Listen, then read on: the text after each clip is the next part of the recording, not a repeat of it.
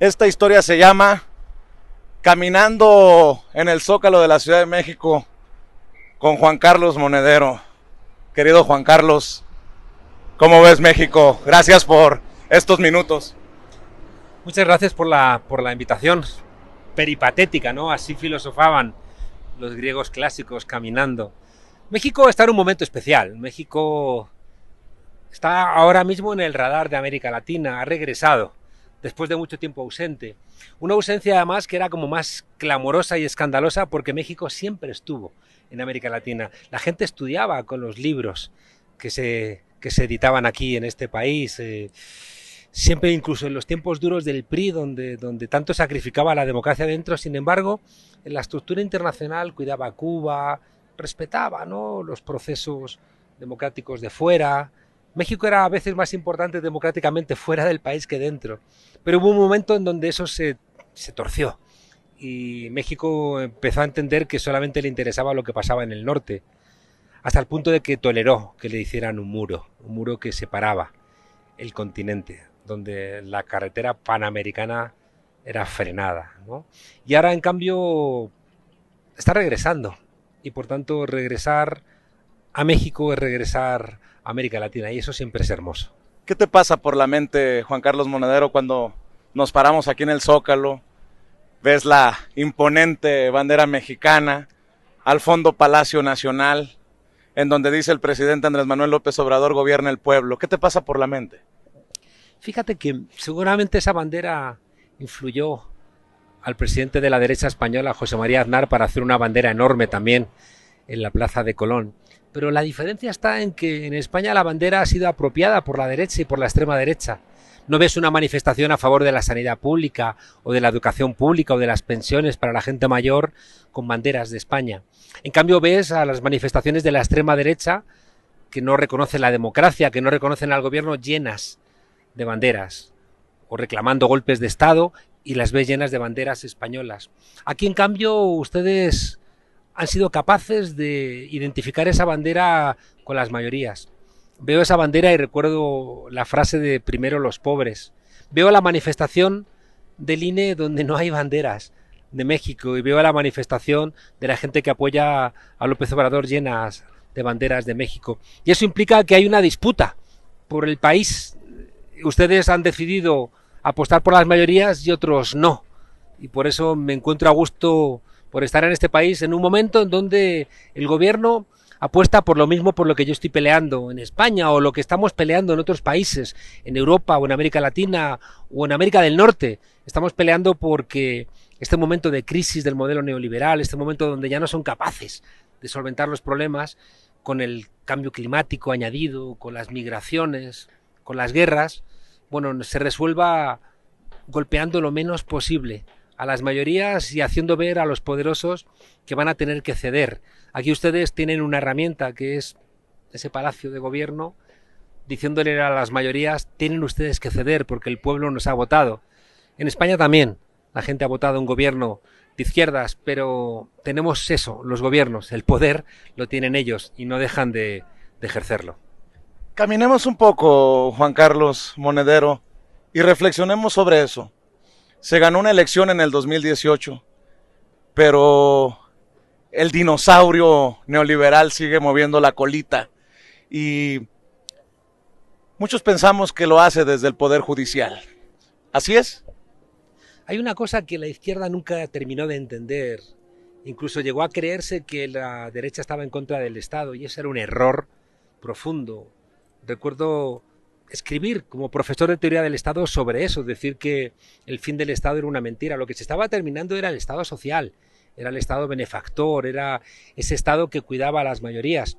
Y en cambio lo que estaba poniendo en marcha a la derecha era un nuevo Estado, basado en el derecho, basado en los jueces, basado en una regulación internacional que ataba de pies y manos a los estados, de manera que al final daba igual lo que tú votaras, porque te venía la Organización Mundial del Comercio, el Banco Mundial, el Fondo Monetario Internacional, el SIADI, la Agencia de Pagos de Basilea, es decir, usted no puede hacer eso, porque entonces le estrangulo financieramente.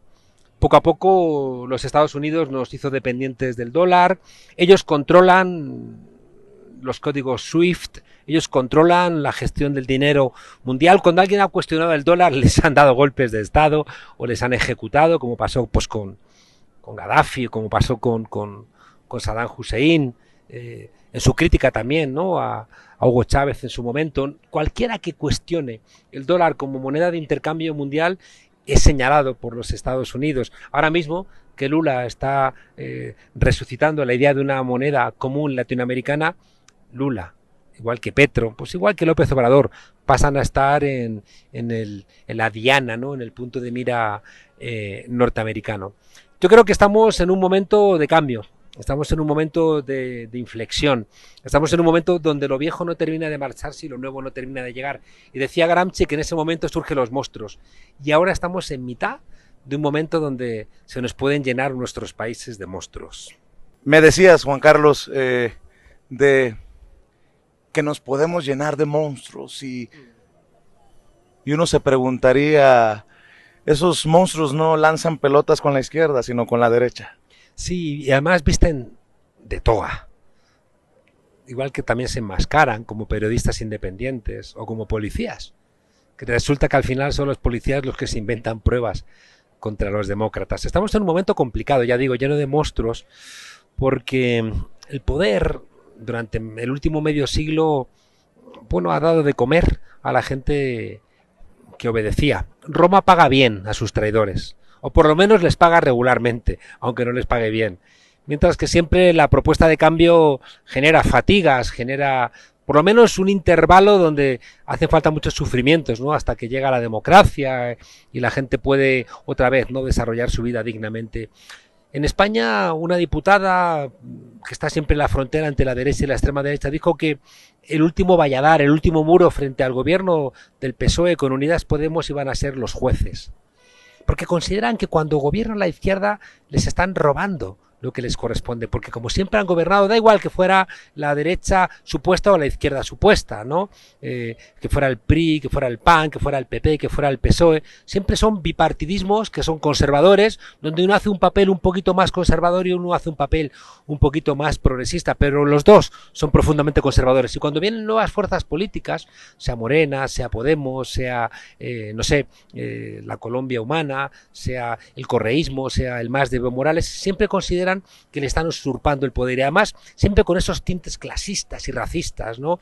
Los pobres los pata en el suelo, los negros, los indios, porque en el fondo hay una historia de clasismo, ¿no? Ellos les molesta profundamente vernos en los sitios que creen que les corresponden. Incluso hacen el intento de reubicar los espacios que son del pueblo. Por ejemplo, si el Zócalo se convierte en un espacio de reivindicación popular, van a hacer todo lo posible por intentar ocupar el Zócalo. Ahora, eso sí, que no te vean a ti en el Palacio del Hierro, porque van a decir, ¿usted qué hace aquí? O en un restaurante que creen que les pertenece, porque dicen, ¿usted qué hace aquí? No, ellos pueden estar donde quieran porque creen que México les pertenece, igual que creen que España les pertenece. El problema es que los jueces, que en la estructura de un país son los que tienen que garantizar la división de poderes, los jueces que son los que tienen que vigilar al vigilante, cuando de repente se ponen del lado de ellos es terrible. ¿Y qué haces? ¿Qué haces cuando de repente al mismo tiempo que condenan a García Luna por ser el jefe de los narcos, el que tenía que ser el jefe de los que cuidaban a los mexicanos y mexicanas, ese mismo día los jueces le liberan las cuentas a su mujer? O sea, están diciendo el tribunal norteamericano que es un señor que ha estado enriqueciéndose con el narco, que tiene mansiones imposibles de pagar con su sueldo, y a su mujer le liberan las cuentas. ¿Para qué? Para que las lleve a paraísos fiscales, o los jueces no ven delitos, donde cualquier persona de a pie ve comportamientos claramente delincuenciales y fraudulentos. Los jueces son un reducto del viejo poder, y los jueces, cuando se sienten asediados porque las evidencias les están diciendo, juzga y mete en la cárcel a los presidentes corruptos, a los secretarios de gobernación corruptos, a los secretarios de seguridad corruptos, a los partidos corruptos. Ten el coraje de ilegalizar a un partido que se ha convertido en una organización para delinquir, como le ocurrió al Partido Popular en España, como le ha ocurrido al PAN en México. Esos jueces que siempre han trabajado para esos sectores dudan. Unos van a ser honestos. No sé si porque lo son o porque las circunstancias les obligan, pero otros van a pelear hasta el final, porque saben que su suerte está ligada a esos sectores.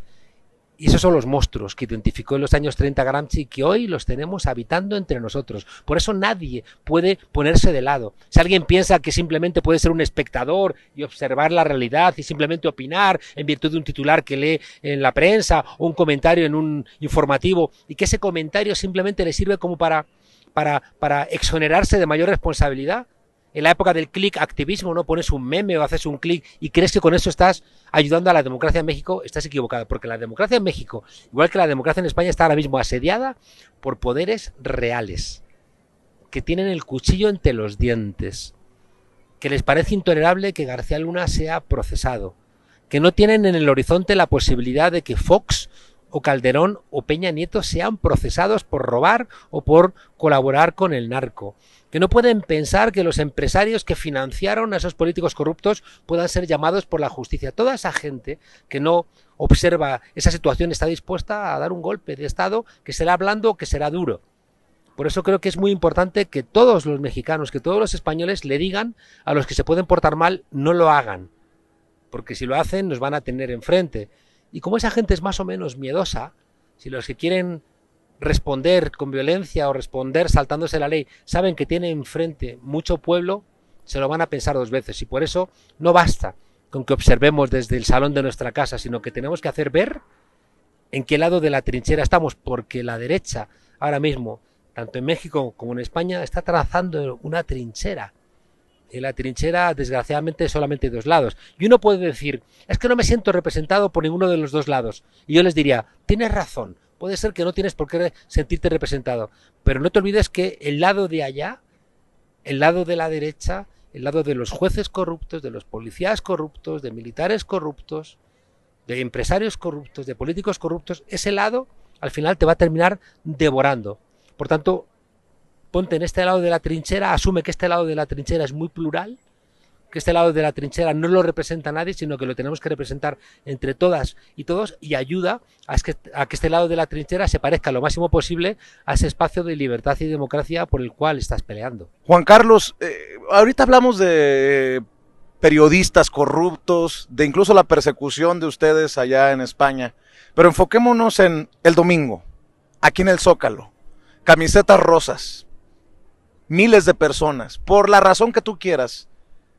¿Qué oportunidad significa de autocrítica, de reflexión para la izquierda, Morena, el gobierno? ¿Qué tan riesgoso, qué tan peligroso resultaría para este proceso de transformación que encabeza Andrés Manuel López Obrador? Es verdad que para la población de México llenar el Zócalo pues puede parecer mínimo, pero simbólicamente es importante, ¿no? Llenar este espacio, las calles adyacentes. Y a mí me gusta utilizar la metáfora de que son el canario en la mina. Los mineros tradicionalmente bajaban a la mina con un canario, y si el canario fallecía es que había una fuga de grisú y por tanto había que salir corriendo, ¿no? Yo creo que la derecha mexicana está sin rumbo político partidista. El PRI anda como pollo sin cabeza, donde no reconocen ni a su propio líder. El PRD es un partido que se dice de izquierdas, pero que acompaña a la derecha. Y el PAN es un partido donde ahora mismo acaba de demostrarse su connivencia con el narco. Y por tanto están buscando fuera de los partidos alguien que pueda representar el espacio que representaba antes el PRI o el PAN. Y ahí pues lo han buscado en el Instituto Nacional Electoral. En otros países lo han buscado en los medios de comunicación y han construido a través de los medios supuestamente personas de la sociedad civil, casi siempre empresarios, que luego tenían el dinero en Panamá, ¿no? O por ahí, pero que los medios se encargan de construir como referentes de la sociedad civil. Y aquí no han sido capaces de construirlo, pero en cambio han identificado la posibilidad de que a través del Instituto Nacional Electoral esos millonarios del Instituto Nacional Electoral pueden hablar de la democracia, ¿no? En este mundo que tenemos bastante esquizofrénico, ¿no? Donde resulta que los partidarios de acabar con los derechos humanos hablan en nombre de la democracia, ¿no? Los que hacen leyes mordaza y los que atenazan realmente a los medios de comunicación hablan de libertad de expresión. Estamos un poco, como decía Galeano, en un mundo al revés, ¿no? Donde los que invaden países, los que dan golpes de Estado hablan, ya digo, en nombre de los derechos humanos o los que no quieren que les regulen la economía hablan en nombre de la libertad. Han encontrado en el Instituto Nacional Electoral ese liderazgo que son incapaces de representar. Pero no deja de ser cierto que al lado de los Valenzuela, al lado de los Woldenberg, bueno, pues está el Baser Gordillo, están los Fox, los Calderón, los Peña Nieto, los empresarios millonarios que representan al México de siempre. Ahora bien, la capacidad de engañar es enorme. No nos engañemos al respecto de su capacidad de engañar. Sobre todo porque cualquier persona molesta con el gobierno, y siempre hay mucha gente molesta con un gobierno porque tienes un presidente municipal que no te gusta, porque has visto que alguien ha cometido un pequeño acto de corrupción en tu pueblo o en tu ciudad, porque no has visto satisfechas tus necesidades, porque tienes unas demandas que no se te cubren, porque piensas que a alguien le va mejor que a ti y no entiendes por qué alguien ha prosperado y tú no, ¿no? Todas esas cosas pueden hacerte llevar a estar enfadado con el gobierno y de repente empiezan a articular, como decía un pensador, un significante vacío donde la gente se engancha a ese significante para decir estoy en contra de López Obrador por las razones que sean, ¿no? Y hay que ser cuidadosos, porque si los que tienen el poder sobre los medios de comunicación, sobre las universidades, sobre los dispositivos ideológicos de un país, son capaces de juntar todas esas críticas señalando a un culpable, eso casi siempre tiene efecto. Y por eso creo que el canario en la mina muerto es una señal para que tomes medidas.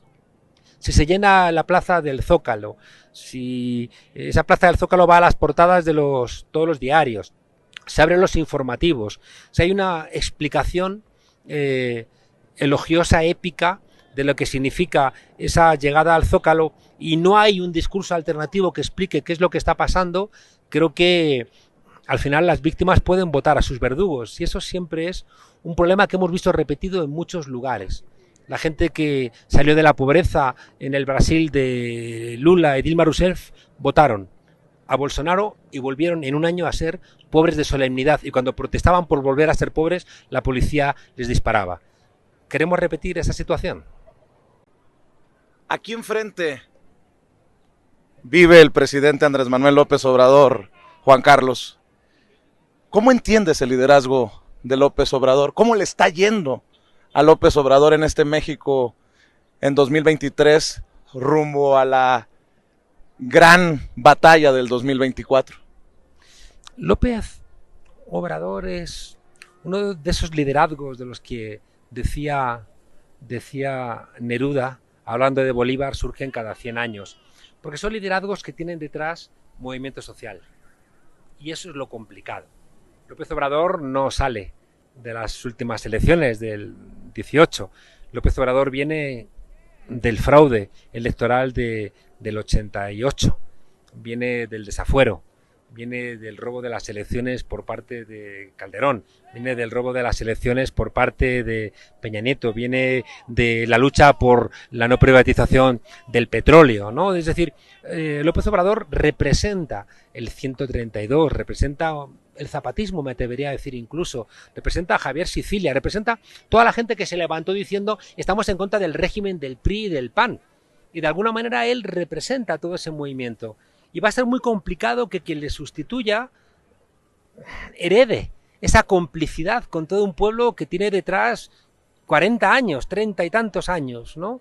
Y por tanto la sustitución de López Obrador va a ser un momento de debilidad para este proceso, que van a utilizar los poderosos, las oligarquías, siempre auspiciadas por los Estados Unidos. No seamos ingenuos, no tengamos que esperar 50 años como en el golpe de contra Salvador Allende para que se desclasifiquen los documentos y sepamos que la CIA participó en el golpe de estado de Pinochet contra Allende. O sea, a día de hoy están la embajada norteamericana conspirando con los que organizan las marchas del INE para decirles por dónde tienen que ir, cómo tienen que argumentar, para asesorarles en la vestimenta, asesorarles en los discursos. No nos engañemos. Ayer el presidente precisamente en la mañanera hablaba duro contra Estados Unidos. Claro. Les decía, a ver, encárguense de lo suyo porque acá en México hay más democracia que allá y con directo personaje con nombre y apellido, Anthony Blinken, secretario de Estado de Estados Unidos. Lo que habla también de un presidente que por mejor que se haya llevado con Biden, no le va a permitir nada a ese pie estadounidense que muchas veces busca ponerse sobre el cuello del río Bravo para abajo. Pero si es que Biden no manda en los Estados Unidos. Estados Unidos es una mixtura de un gobierno salido de las urnas y el gobierno también de las grandes corporaciones, que es el que dicta lo que se puede y lo que no se puede hacer. Incluso te dicta si conviene una invasión o no conviene una invasión, o si conviene apoyar un golpe de Estado en Brasil o no. Es decir, no nos engañemos, Estados Unidos es el país donde unos loquitos con una cabeza de bisontes con cuernitos han asaltado el Capitolio, y unas 2 cuadras más allá estaba Donald Trump esperando que pudieran entrar, que pudieran agarrar las urnas, porque si se llegan a hacer con las urnas se invalida las elecciones, porque ahí estaban los votos y hubieran tenido que volver a ir a elecciones y hubiera ganado seguramente Donald Trump en mitad de ese ruido, ¿no? O sea, Estados Unidos, ¿quién es para dar lecciones de democracia a ningún lado? O sea, Estados Unidos, donde todos los días la policía mata a 3 ciudadanos norteamericanos, donde los negros no tienen derechos, donde los tribunales electorales están sacando a los latinos y a los negros de los espacios para que puedan hacer lo que le pidió en Georgia Trump al presidente, de que aparecieran 10.000 votos donde fuera, porque con eso ganaba el Estado y por tanto hubiera revertido a las elecciones. Estados Unidos es una democracia ahora mismo fallida. Basta ver las imágenes de los alrededores de Detroit, o lo que ocurre con la sanidad en los Estados Unidos. Tienen plata para poner en marcha guerras, pero no tienen plata para adentro. Leía el otro día una imagen de Ohio diciendo: queremos que los Estados Unidos nos declaren la guerra, a ver si nos mandan ayudas como a Ucrania, ¿no? Porque lo que funciona es una geopolítica donde ese capitalismo del Pentágono pues inyecta, ¿no?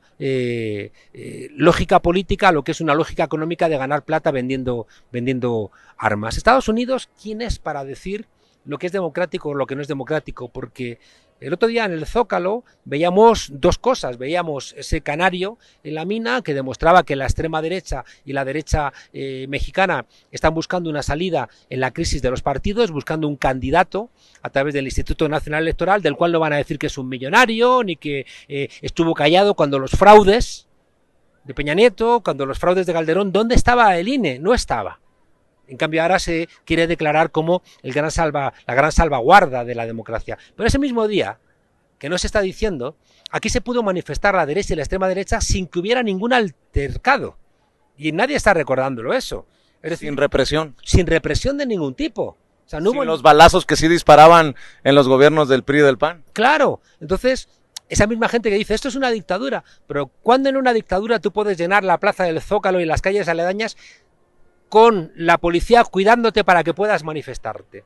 Es una hipocresía absoluta. Y la gente decente tendría que reconocer, cuando menos, que pudieron venir aquí sin arriesgar nada, con su familia, con sus hijos, con los camiones viniendo de fuera, con la gente que le limpia en casa, que la trajeron también a manifestarse, con sus niños bien de los colegios privados y que estudian en los Estados Unidos. Todos pudieron venir aquí porque sabían que no arriesgaban nada. Luego llenaron los restaurantes caros de la zona y no les pasó absolutamente nada. En cambio estamos acostumbrados a que cuando gobiernan ellos y nos manifestamos nosotros, terminamos o golpeados o baleados o encarcelados o a veces desaparecidos, ¿no? Por tanto, Estados Unidos, que cuide un poco lo que está pasando con su democracia y que no nos dé lecciones de los demás países de cómo tenemos que solventar nuestros desarrollos democráticos. Aguántame. Esa cercanía con Estados Unidos no genera un riesgo para el presidente Andrés Manuel López Obrador. Yo se lo he preguntado en la mañanera y él dice no, todo está bien porque el pueblo está de nuestro lado. Pero muchos hablado del golpe blando, de la guerra híbrida.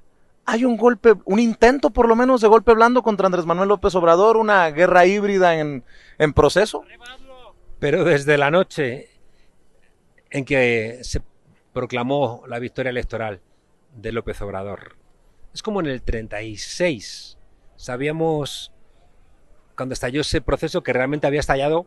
Luego se demostró con documentos que la noche del 14 de abril los sectores monárquicos, junto con la jerarquía de la Iglesia y sectores militares enamorados del fascismo en Italia, empezaron a articular el golpe de Estado que después iban a dar el 18 de julio del 36. Aquí, desde el día en que gana López Obrador, los poderosos empiezan a plantear un posible golpe de Estado. ¿Y quién es su aliado? Pues los Estados Unidos, porque ellos son los que van a hacer lo que los Estados Unidos le reclamen. Y por tanto, desde esa noche, los que estaban haciendo cálculos, a ver, ¿cuánto me va a cobrar López Obrador en una subida de los impuestos? ¿Cuánto me va a cobrar López Obrador en poner en marcha un proceso judicial que me puede llevar a la cárcel? ¿Cuánto me va a cobrar López Obrador por frenar mi tráfico de armas, mi tráfico de drogas o mi tráfico de gasolina? ¿Cuánto me va a costar que López Obrador revierta lo que me iban a pagar por los terrenos alrededor del aeropuerto? ¿Cuánto me va a costar todo lo que tenía que ver con la corrupción? Y hacen cuentas y dicen, bueno, voy a dedicar un 30% de lo que me va a quitar López Obrador a intentar tumbar a López Obrador.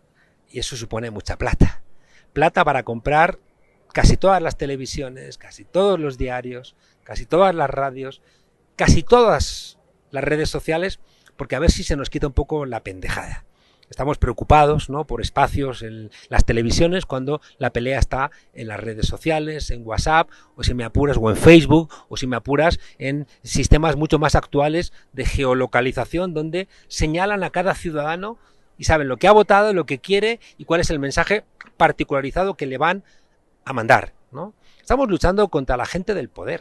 Y repito, ganamos los gobiernos, no ganamos el poder lo tienen ellos. Y por tanto, si seguimos, ¿no?, haciendo, y perdonen la expresión, pendejadas, entre otras, dividirnos entre nosotros y pelearnos entre nosotros, al final nos van a ahorcar juntos. Esto es importante, la unidad. Dices, si seguimos haciendo pendejadas, si se pelea al interior del movimiento, uno se imagina que puede ganar tal o cual, pero el movimiento es el que debe de importar, porque es el que debería de prevalecer a largo plazo. ¿Voy bien o me regreso? O sea, la pregunta de fondo es si México realmente ha avanzado democráticamente o no.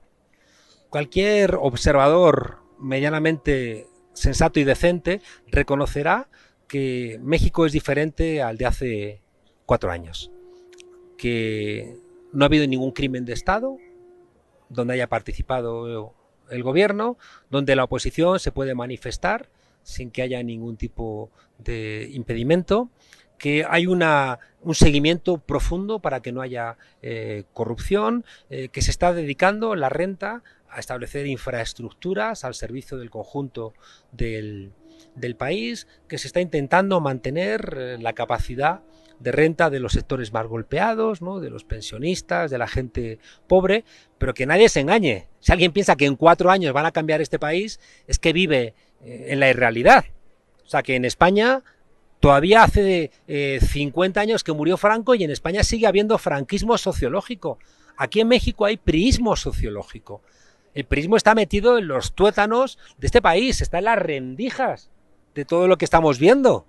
Y por tanto está en los funcionarios, está en las lógicas, en los usos y costumbres, está en el comportamiento de los medios de comunicación, está en los jueces, está en el ejército, está en la policía. ¿Alguien piensa que en 4 años van a revertir el comportamiento de la policía o del ejército en este país? O sea, ¿estamos locos? ¿O estamos solamente planteándolo para intentar pedir milagros cuando no hemos pedido en 70 años a los demás que hagan algo, ¿no? Y por tanto, creo que hay un elemento muy relevante y es que el cambio en este país, las personas, los mexicanos y las mexicanas, que lo que busquen es un bienestar para ellos, para sus hijos y para sus nietos, creo que tienen que comprometerse en mantener los cambios. Porque si ganasen ahora mismo el PRI o el PAN, lo primero que harían sería liberar a García Luna. Y que García Luna no hablase y contase cuál ha sido el comportamiento del PRI y del PAN, por ejemplo, con el narcotráfico. No nos engañemos. O sea, que cualquier victoria del PRI o del PAN significaría regresar a la noche oscura de este país. Eso no significa que todo lo que haga el gobierno sea correcto ni puedan hacerlo. No.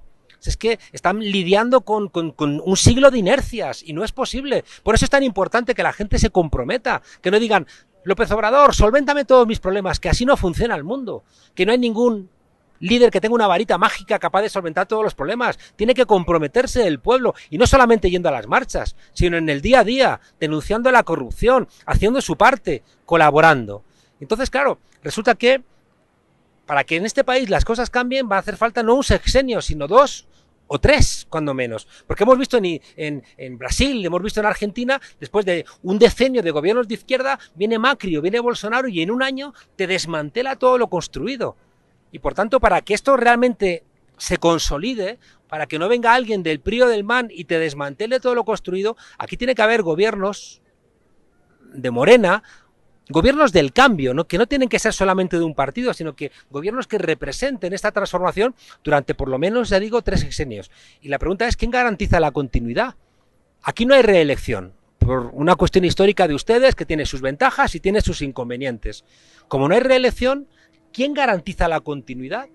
Y esa es la razón de la revista que nosotros hemos sacado, ¿no? La revista Red Transformación. La veía que la ponías así hacia la pantalla y veo a los 4. No era mi voluntad, pero era la idea de ponerla, ¿no? Entonces, la idea es que para que se mantengan los logros democráticos en este país, el momento de debilidad que va a leerlo como tal la derecha, que es el momento de la sustitución, que van a aprovechar para dar el zarpazo, porque son gente que ha demostrado que no tienen compromiso democrático, tiene que intentar limitarse en la medida de lo posible.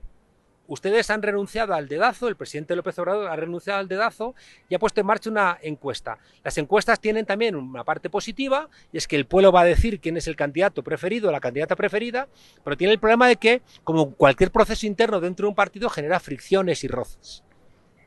La pregunta es si esta ventaja, porque yo he visto muchos países de América Latina donde la sustitución de un liderazgo que tiene detrás un movimiento social histórico se ha zanjado con un absoluto vacío.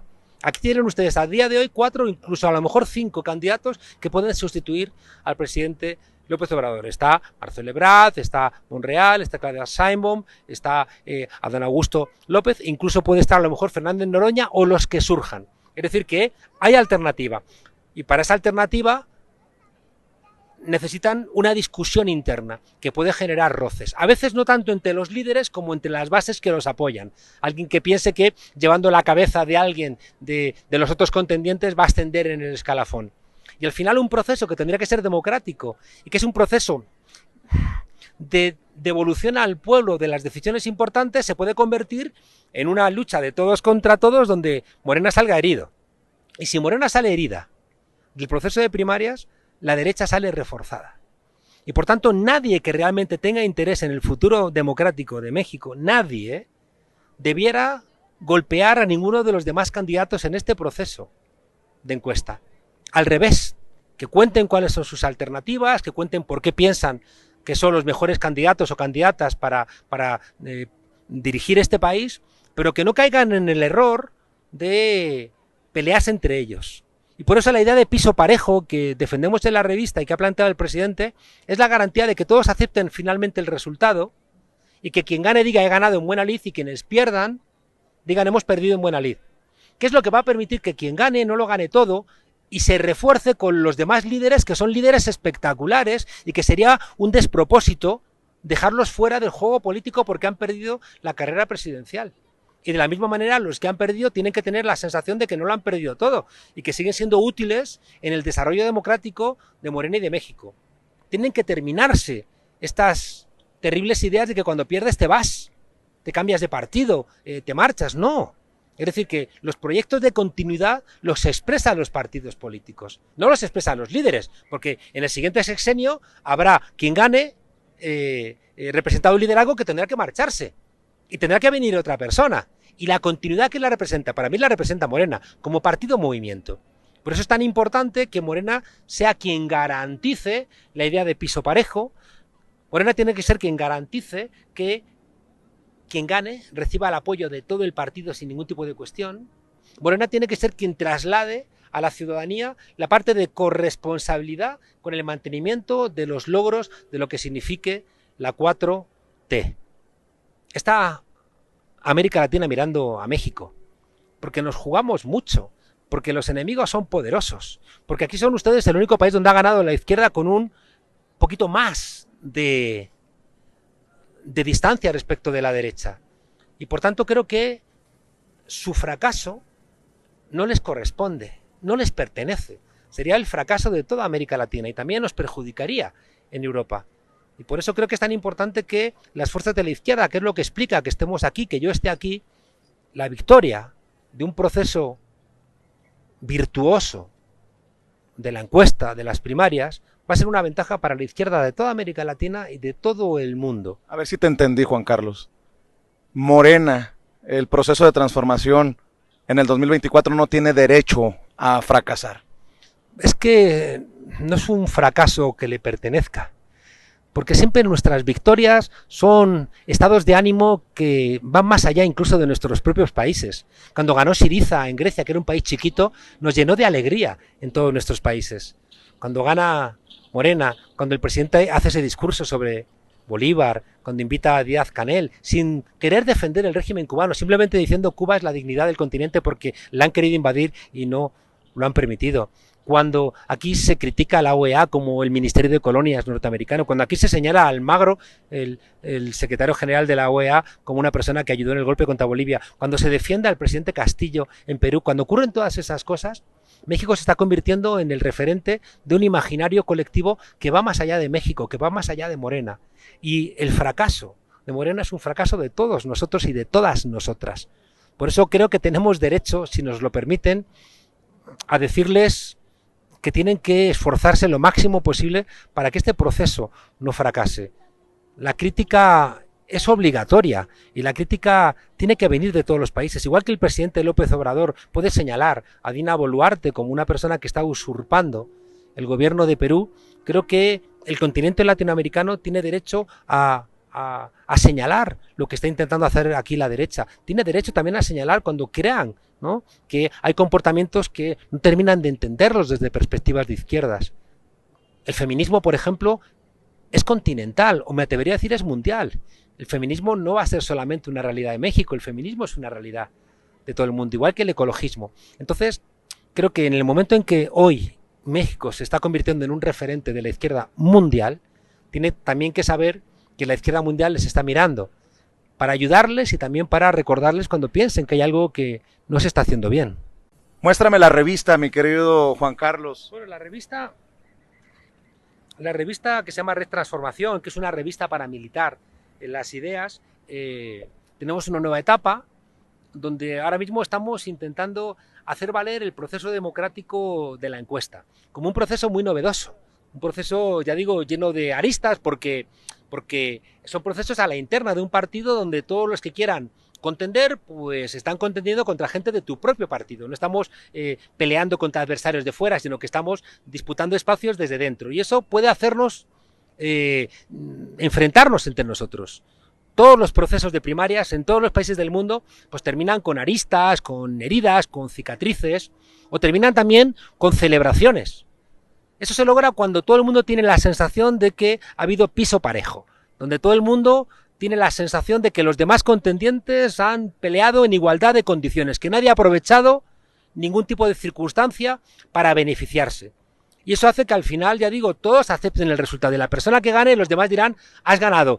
Y la noche que se sepan los resultados, o el día que se sepan los resultados, ahí tiene que estar no solamente la persona que ganó, sino tienen que estar los demás corcholatas celebrando esa victoria y lanzando el mensaje a Morena y a México de que de este proceso de primarias han salido más cuadros cualificados para dirigir este país, porque será una persona solamente la que pueda sustituir a López Obrador, pero todos los que han contendido, todos saldrán como cuadros con capacidad de ser candidatos presidenciales, y eso es un lujo para este país, y eso hay que garantizarlo. Por tanto, yo le diría que todos aquellos que quieran primar la condición de su candidato, todos aquellos que quieran hacer méritos en su candidatura atacando a las demás candidaturas, todas aquellas personas que coloquen a su candidato o candidata por encima de Morena y por tanto por encima de México, esa gente no está trabajando para Morena.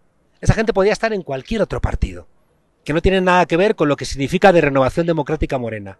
Por tanto, quien realmente quiera contender dentro de la lógica de lo que significa Morena para México y, repito, para el mundo, tiene que respetar los principios democráticos, tiene que contar a este país cuál es su proyecto de México, tiene que contar cuáles son las garantías para ponerlo en marcha, tiene que explicar cuáles son sus apoyos, cuál es su trayectoria, y que la gente entonces decida. Pero ya digo, en buena lid, y entender que todos los demás candidatos son compañeros y compañeras de partido. Gente que todos llevan 20 años en las calles peleando por lograr la democracia en este país. Y a ver si resulta que porque de repente hay ahora un proceso de primarias, los compañeros que han estado espalda con espalda aquí en este Zócalo, luchando contra el desafuero, contra la privatización del petróleo, contra el robo de las elecciones de Calderón, contra el robo de las elecciones de Peña Nieto, todos esos que éramos camaradas, compañeros, amigos, hermanos, espalda con espalda, ahora porque hay un proceso de primarias nos enfrentamos unos contra otros. Es una tentación muy humana, pero es precisamente la que hay que desterrar. Y si es verdad que México está dando ejemplos de democracia a América Latina, ojalá este sea uno de los ejemplos que nos legue la posibilidad de hacer un proceso de primarias que no debilite, sino que refuerce. Muéstrame la portada de la revista, Juan Carlos, porque es la portada, la fotografía la que también demuestra el piso parejo, ¿no? Sí, es decir, que es que la idea es una idea democrática. Por eso invito a toda la gente que nos escuche, que entienda que este proceso de encuesta es un proceso democrático, que participe. Te invito a ti, Vicente, que participes, ¿no? Colaborando en trasladar este mensaje de juego limpio, de piso parejo, de aceptar el resultado de la encuesta, de explicar el momento peculiar en el que está viviendo ahora mismo México, que explique también por qué la 4T tiene enemigos tan poderosos en los que antes trabajaban codo con García Luna o con otros corruptos, y que por tanto yo creo que defender un proceso de piso parejo en la interna, que ya no es de Morena, sino que es de los demócratas de México, creo que es una obligación de cualquier persona que quiera colaborar en este país. Y por tanto te invito a que me acompañes a recorrer el país y a discutir con la gente. Estamos invitando en todos los actos a representantes de todos los corcholatas, para que puedan expresar allí su idea y para que hagamos estas reflexiones conjuntamente. Y necesitamos gente de la sociedad civil como tú. ¿Has escuchado en México cuando dice uno, jalo? Pues sí. Que voy. Pues venga, ahí nos vemos. Bueno, pues ya, jalamos con esta propuesta de Juan Carlos Monedero, desde nuestra humilde trinchera de Sin Censura y las millones de personas que están suscritas a nuestros canales, para hablar precisamente de este piso parejo y de los riesgos, no solamente de las oportunidades históricas, sino de los riesgos históricos, porque a mí me asusta cuando hablas de esa derecha con el cuchillo entre los dientes, porque, híjole. Es que están ahí, es que los conocemos. En España, mira, en España recientemente se han hecho públicos audios de un comisario de policía que trabajaba con la derecha y que se reunía con jueces, se reunía con empresarios, con políticos, se reunía con otros policías, planteando inventarse pruebas contra Podemos. Esos están aquí, conspirando contra Morena. Están poniendo bombas hace 2 semanas contra Francia Márquez, en Colombia, contra la vicepresidenta colombiana. Son los que metieron en la cárcel sin pruebas a Lula da Silva, o asesinaron a Marielle Franco. Son los que están intentando que naufrague el gobierno de Alberto Fernández y están proclamando loas a la dictadura, otra vez en Argentina o en Chile. Por tanto, nos estamos jugando la democracia. Están nuestros países muy confrontados, y en un lado están los que estamos luchando con las posibilidades que tenemos a favor de la democracia, a veces al tiempo que caminamos atándonos los cordones, porque son situaciones inciertas, pero enfrente tenemos a los de siempre. Nosotros somos plurales, encontrándonos, aprendiendo a convivir, sindicalistas, con feministas, con gente humilde, con gente de diferentes sectores, ¿no? Y ellos, en cambio, son las familias de siempre, son los poderes de siempre, son los partidos de siempre. Y por tanto tenemos que encontrarnos, juntarnos. Creo que la gente que escuche tu programa seguramente es gente que lo que quiere es ideas para tener su propio criterio, no para que les adoctrinen, sino para encontrar sus propias soluciones y al final para construir su propia conciencia. Y a mí eso me gusta mucho, porque casi siempre termino mis charlas recordando a Bertolt Brecht, que decía que solamente los pueblos con conciencia son los pueblos que tienen esperanza. Qué emocionante estar en el Zócalo contigo, Juan Carlos. ¿Cómo están? Las plazas más hermosas del mundo. La gente aquí viéndonos grabar esta entrevista. Juan Carlos, ¿cómo están ustedes? Bien. ¿Cómo está, señor? Me da mucho gusto saludarlos. ¿Cómo está? ¿Cómo le va? Sin censura, ¿eh? Eso. Echarle ganas, pues, yo quiero hablar algo, o sea, mire, yo estoy en contra de la pinche marcha esa del domingo y todo eso. Yo siempre he seguido a Obrador antes de que llegara al poder y todo eso. Yo soy de provincia y siempre lo queremos al cabrón, a Obrador. ¿Ya me lo cabroneó? No, pero de cariño, o sea, de cariño. Mire, escucha, ¿cómo se llama usted? ¿Cómo se llama usted? Reinaldo Godínez Hernández. Reinaldo, fíjate. Yo soy de Guanajuato y allá yo peleo con la gente de nosotros porque puro pan y pan con esos cabrones. Mira, los Reinaldos son el mandato popular de que no pendejeemos. Es el mandato popular de que si nos separamos, nos van a ahorcar juntos. Que anoche, o sea, yo estoy en contra sacaron incluso el sueldo de la Norma Piña, 325,000 pesos de sueldo y Obrador 111, entonces, ¿cómo es posible? Si que se llegó al acuerdo de que nadie podía ganar más que el presidente y la señora gana 325,000.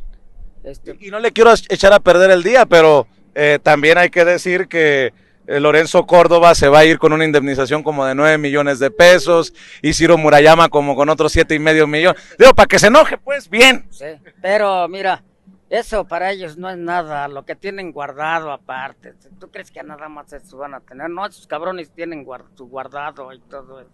Acuérdate cuando tenía apartado Lorenzo Córdoba 500 millones para su retiro, que salió 500 millones para su retiro, se los detectó la SAT, o Hacienda se los confiscó y ahora creo nada más 9 millones se va a llevar, pero para ese cabrón no es nada, de veras, nada. Me da mucho gusto que se exprese, que le haya perdido el miedo a expresarse y qué mejor que en el Zócalo, ¿no? Sí, yo aquí trabajo y todo, entonces ¿Ya no tiene usted miedo de decir lo que piensa? No, porque durante mucho tiempo decir estas cosas que usted decía, aquí le podían costar un disgusto. Pues, olvídese, o sea, lo agarraban a madrazos a uno. Sí, de verdad no podías decir nada porque lo decías ahorita aquí y ya te estaban esperando ahí a un lado y todo. Ahora no, ahora puede decir uno lo que uno quiera. Uno, o sea, es libre expresión. ¿Cómo le está yendo a López Obrador? Muy bien, le está yendo. Pero dentro de lo que cabe de todo lo que está haciendo, pero le está yendo mal con toda esa pinche bola del PAN, PRI, o sea, con los partidos que están de oposición del PRD, PAN y PRI, esos tres ya ves que los tiene encima y encima y encima. Según que le van a quitar el registro al PAN, ojalá y se lo quiten al cabrón. ¿Sí, no? Muy bien, pues le agradezco mucho, jefe, estamos siempre a la orden. Cuídese mucho. Sí, Vicente, y yo siempre veo tu sin censura. Gracias. Veo a todos, pero más me invoco a eso. Ya cuando llego a la casa, prendo las redes sociales a ver cuál me gusta, chingue. Eso, muchas gracias, jefe. Que le va muy bien. También yo quiero mandar un mensaje. A ver. Primero que nada, el presidente ha demostrado que los ricos también lloran, como lo vimos en la marcha de los señores del INE el 26 de febrero, que vinieron a hacer su marchita. Después de que se declarara que el PAN, incluso vinieron varias personas políticas, por lo que no se me hace a mí que es una marcha ciudadana, es una marcha política, es una marcha que está opacada completamente, entonces se pierde la credibilidad, ¿no?, de decir que es una marcha ciudadana. Estos señores lo único que hacen es golpetear, mentir, atacar a nuestro presidente porque saben que es el segundo mejor presidente de la historia de México y de hecho ya se va a hacer lo de la fábrica de Tesla. O sea, para los que decían, no, es que AMLO no quiere a los empresarios, no va a traer inversión extranjera y ahora se va a hacer la fábrica de Tesla en México. ¿Cómo te llamas? Mario. ¿Cuántos años De tienes? hecho, ya había venido antes. Tengo ¿Cuántos años tienes? ¿Cuántos? 15 años. Venga, ya. Más politizado que ¿Solo nosotros. tienes 15 años? Sí. Cuando yo tenía 15 años era tonto. Y tú eres ya una persona con criterio. Qué Pues envidia. sí, es que ahora sí, como lo decían, ¿no? Se dicen las cosas como son. Estos señores lo único que quieren es defender sus privilegios. Ya se comprobó que están aliados con el crimen organizado cuando se declaró a su amigo García Luna como culpable y el Felipe Borolas pues no se apareció en la marcha porque sabía que pues luego Anda con Aznar en la fiesta allá de 70 años. anda ahí explorando el fascismo allá en España. Te agradezco mucho. Yo sé que te tienes que retirar, querido Juan Carlos, pero una reflexión para cerrar sobre los medios de comunicación. Esos que te meten el puñal y le dan vuelta contra ti, contra los compañeros en España, y que acá, básicamente con el mismo guión, le dan duro al presidente y a sus esfuerzos. Mira, los medios de comunicación nos ponen en una tesitura democrática. Se hace 100, 150 años, dependiendo de los países, tuvimos que pelear por el voto para dejar de ser súbditos y ser ciudadanos. Hoy, en 2023, o peleamos por unos medios de comunicación libres y plurales o vamos a volver a ser súbditos. Hoy la condición de ciudadano, de súbdito, nos la jugamos en unos medios de comunicación que realmente sean capaces de dar voz al pueblo, de analizar las tareas de gobierno, de explicar cuáles son las posiciones de la oposición, de tener memoria democrática, porque si los medios de comunicación son lo que son hoy, que son herramientas al servicio de los que las pagan, es decir, son empresas de medios de comunicación, creo que, como decía Malcolm X, terminaremos odiando a las víctimas y amando a los verdugos. Y déjame Juan decirte Carlos, una última cosa, aquí en la plaza del Zócalo, donde esa catedral hermosa ocultaba, ¿no?, el mundo azteca. Yo entiendo que México tiene cuentas pendientes con España, pero me parece de una crueldad extrema que ustedes nos hayan mandado a Madrid a Peña Nieto, a Calderón y a Salinas juntos. Creo que han sobreactuado. mi querido Juan Carlos, te agradezco mucho. Y ya me contarás a dónde nos vamos en esa primera Gira con la revista de Transformación. Pues cuenta que te voy a llamar y gracias por colaborar en algo que creo que es un desafío para todos. Y te lo digo yo, que no soy mexicano, pero me siento parte de este continente. Y creo que poder colaborar con vosotros y vosotras es un regalo. Y poder contar con gente también de tu independencia es un regalo. Suerte. Muchas gracias. Lo aprecio mucho por tus generosas palabras. Te tomo caminando por este zócalo, mi querido Juan Carlos. Cuídate mucho.